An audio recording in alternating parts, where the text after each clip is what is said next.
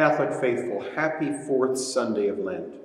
Of all our Lenten Gospels, this Sunday's story of the prodigal son perhaps speaks the most powerfully to me, but it's a knife that cuts both ways, because the parable is a tremendous comfort to me, even as it's a tremendous challenge.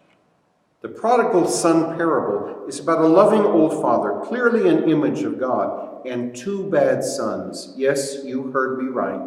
It's about two bad sons. And all too often we focus ourselves on the wrong one. First, the younger brother. He foolishly and rudely demands half of his father's estate, to which he has no right at all, and then wastes it in unimaginably sinful ways.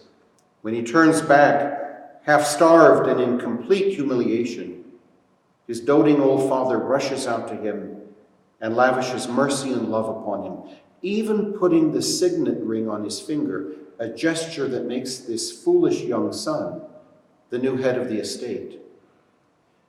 But then there's the hard-working older brother.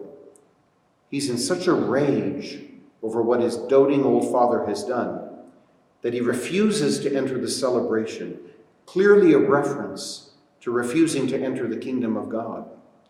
The older brother would rather stay outside the celebration than accept the kind of justice meted out by his loving old father. And who is it at the end of the parable that has wounded the loving old man the most? Clearly, the older brother, dignified, hardworking, faithful to all the rules, convinced he's earned what is his, assured of his righteousness, unwilling to see that God is calling him to a far greater conversion than his merely foolish younger brother.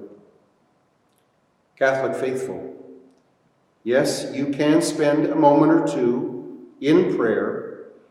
See yourself in the sandals of the younger brother and revel in God's abundant love and mercy for you.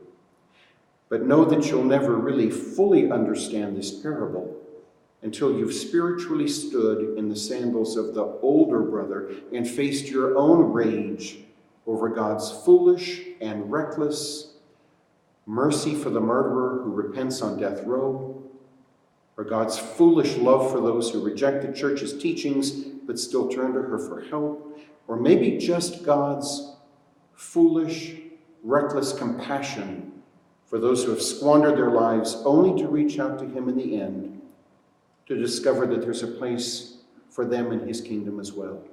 Yes, brothers and sisters, it's a knife that cuts both ways. This parable is one that comforts the afflicted and afflicts the comfortable. But until we start thinking and living like younger sons, the truth is, we're probably still outside the party ourselves, no matter how faithful we are to the rules.